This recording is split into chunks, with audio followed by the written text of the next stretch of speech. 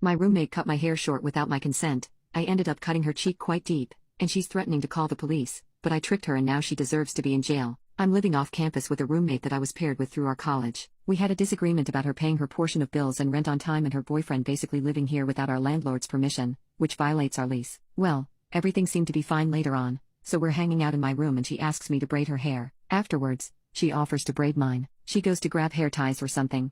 I'm not paying attention as I'm on my phone. Well, apparently she actually grabbed scissors and decided to cut my hair as revenge for pissing her off. I'm expecting her to braid my hair, when suddenly right next to my ear she cuts a huge chunk of my hair off. I freak out and instinctively turn around while batting her hand away. Her hand flies into her face, and the scissors cut her cheek quite deep. They're expensive shears I guess, so they were very sharp. Now she's saying I assaulted her and threatened to call the police. I told her I would give her the money she wanted and we didn't have to call the police, but I had to pawn some things so I needed a minute to gather some stuff to sell to get the money. I just did this to buy some time. I'm not giving her poop. Do I wait for them to call the police and explain when they get here? I considered calling the police first, but I didn't want to incriminate myself. I really didn't mean for her to get hurt. All I did was turn around and push her hand away before I could even process that she had shears in her hand. Either way, I don't want to live with this psycho anymore. I have a copy of our lease that I'm going to look over. We're on one lease but she's just a co-signer as she was 17 when we signed the lease, but has since turned 18. Our lease is up in August. Update: I called the non-emergency line right after and they sent out 2 officers. I made the mistake of telling my roommate that I had called the police and that she had committed assault. She must have realized that it looked pretty bad and rethought her strategy. She disappeared into the bathroom for a while until the police got here,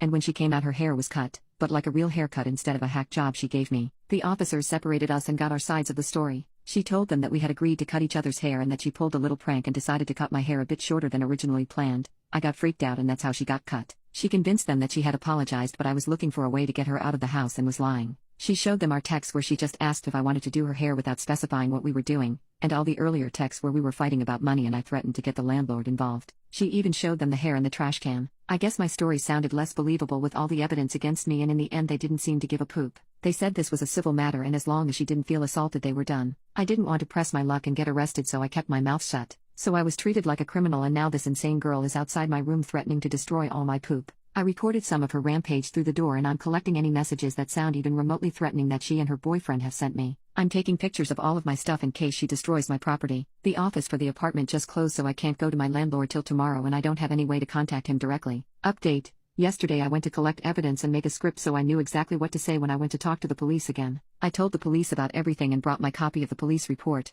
showed them harassing messages Jane had sent in the past, messages proving we often braid each other's hair, and proof that I'm a cosmetology student, freelance makeup artist, and occasional hair model, so I would never let someone who isn't trained cut my hair, and it's an important part of my job. The officers I spoke to this time